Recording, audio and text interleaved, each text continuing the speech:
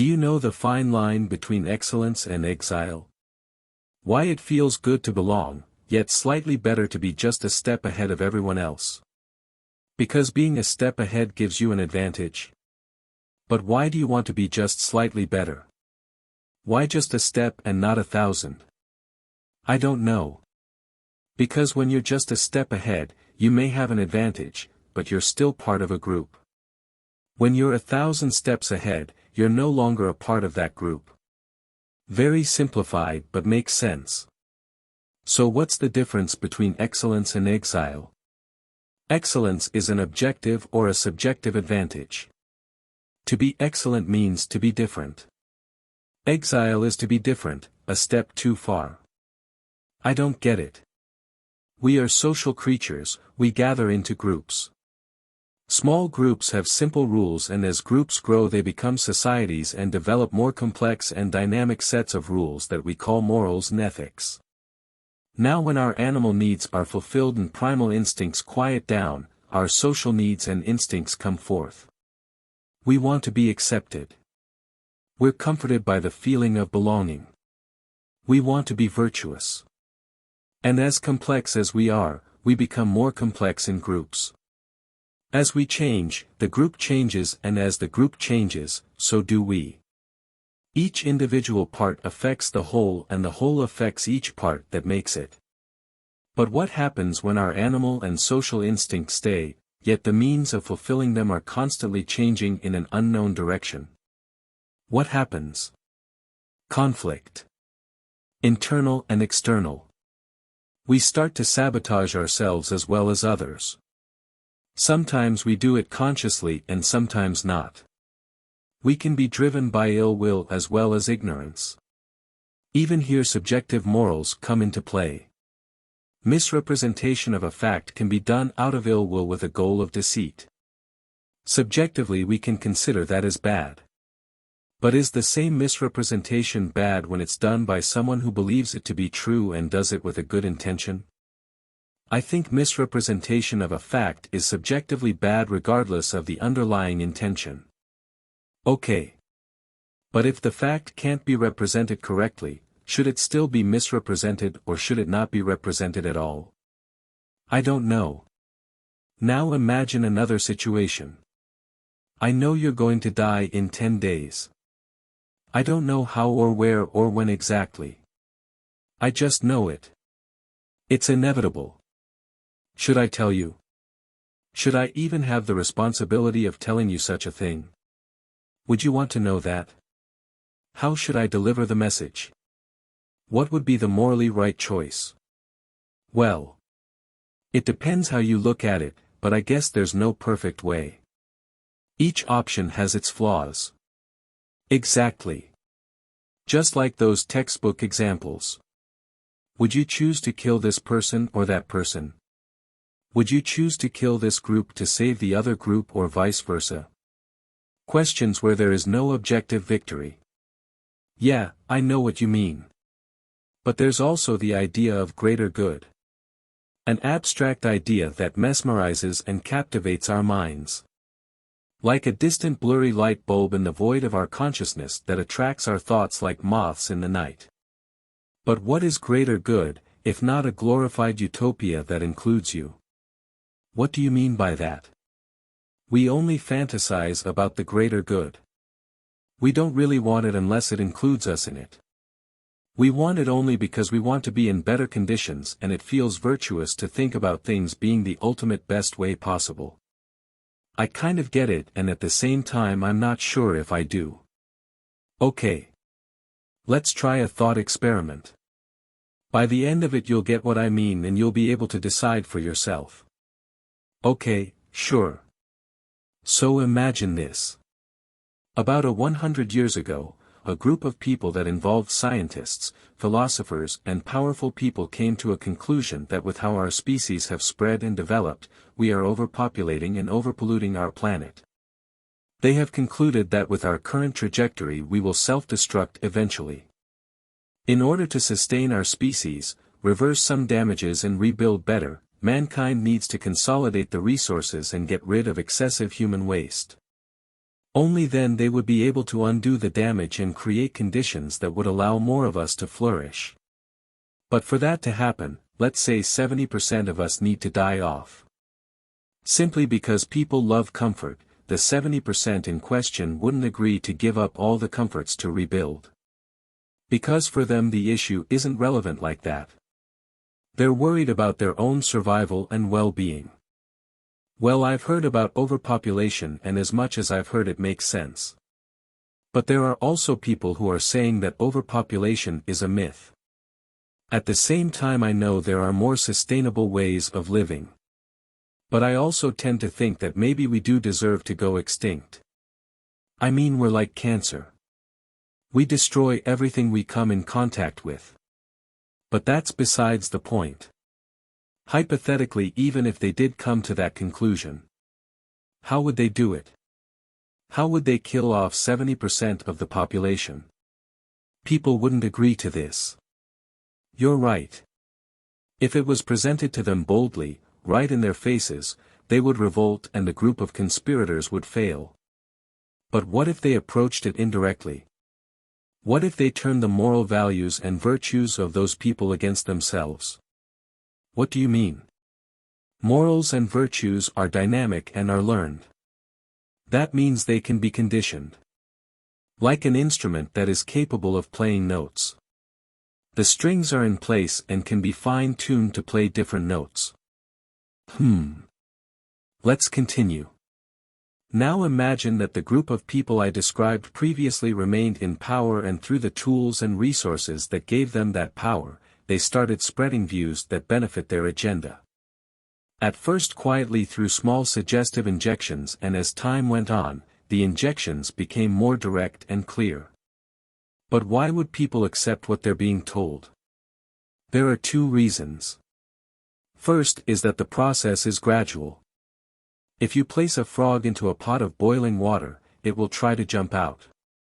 If you place a frog into a pot of warm water and turn up the heat gradually, the frog will remain in the pot and boil to death. The second reason is linked to conditions. The general population lives in conditions that barely exceed the state of survival.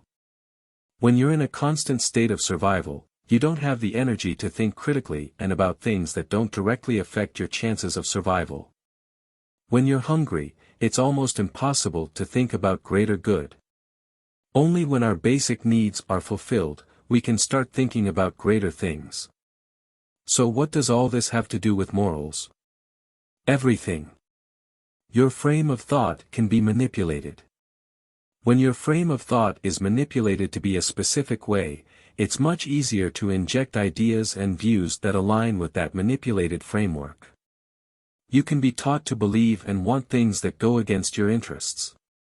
What you consider to be good is dictated by your moral values. Seems kind of far-fetched if you ask me. Well, maybe to a bystanding observer it does. What do you mean? What's normal for a spider is chaos for a fly. As observers, we can conceptualize what both the spider and fly can be going through, yet we're still separate from them. At the end of the day, the spider's feast doesn't affect our lives. If we were spiders, we wouldn't feel sympathy for the fly. If we were flies, we would feel sympathy for the fly and deep hatred for the spider. What do spiders and flies have to do with this? We are the flies, but instead of being trapped and killed by spiders, we are manipulated by other flies into believing that it's virtuous to jump into the spider's web. You're starting to sound like a conspiracy theorist. I'm aware of that, but our thought experiment is not over yet.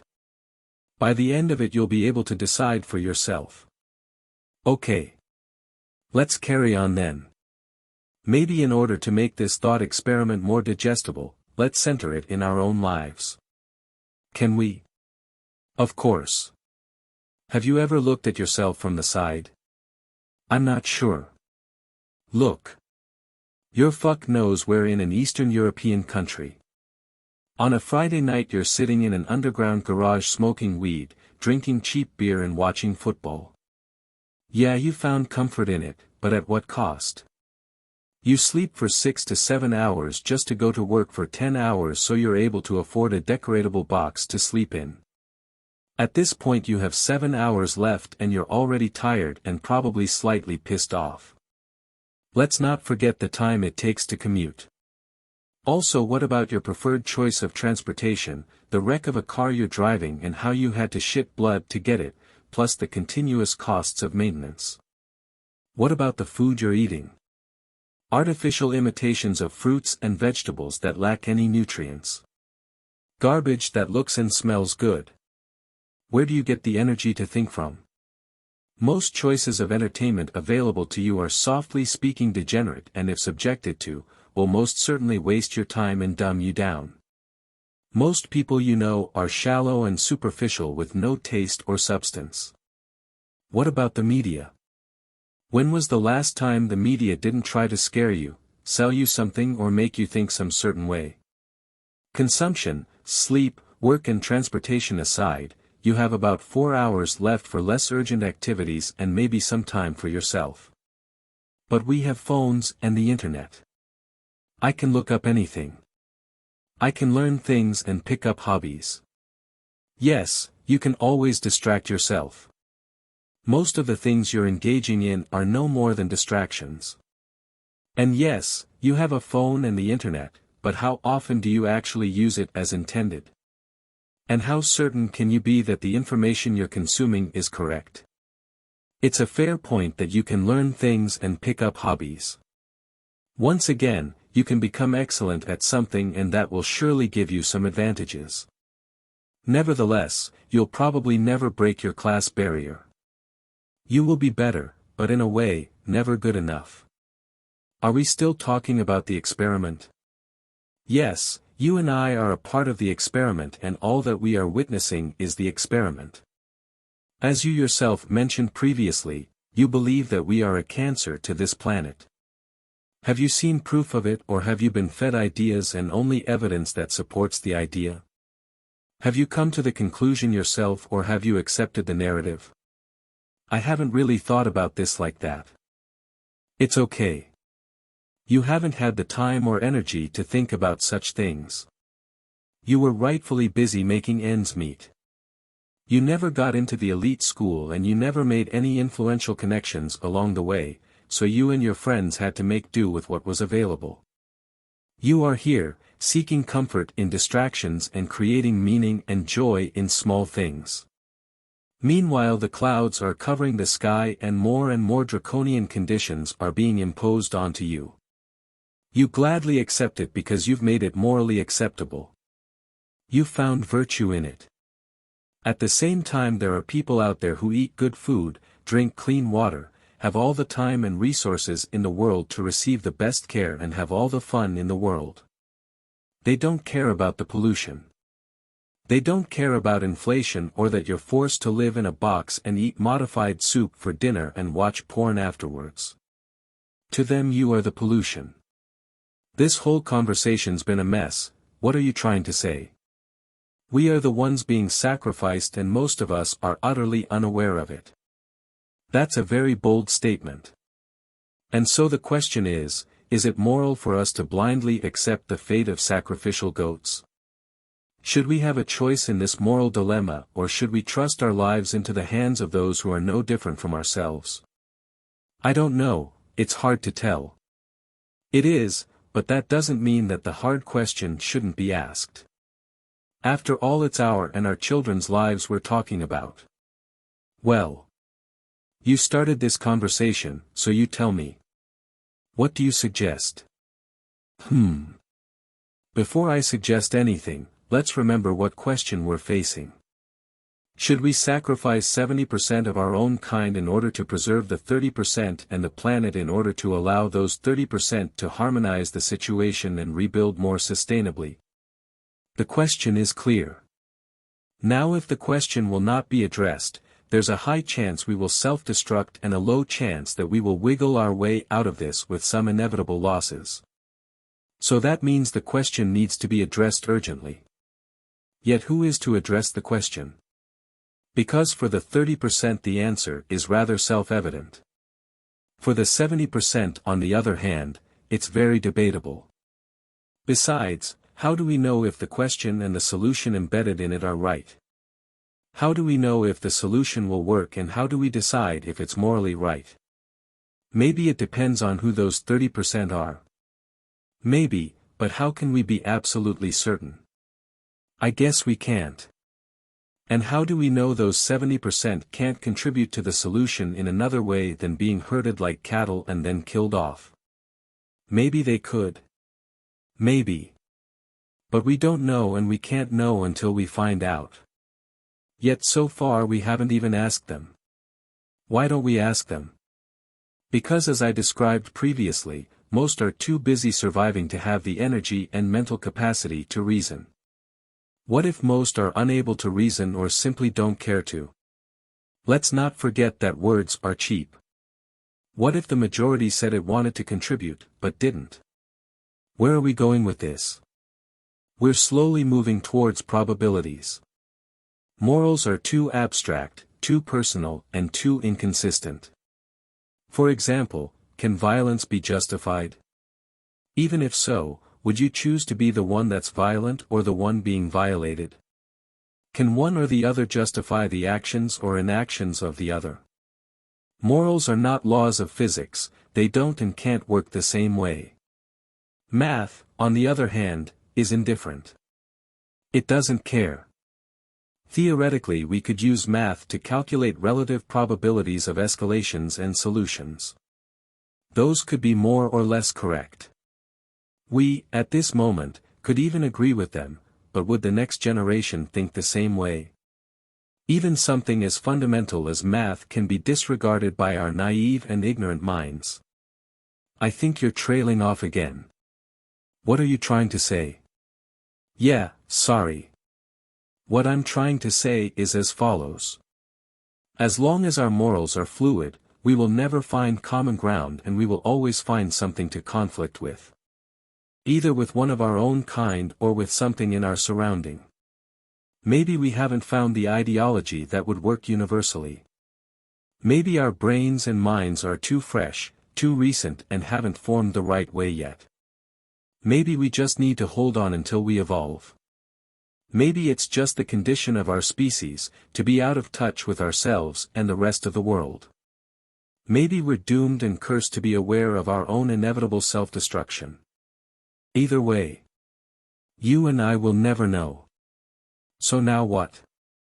Nothing and everything. The planet moves on indifferently as well as its dwellers. What is known doesn't care if it's known or not.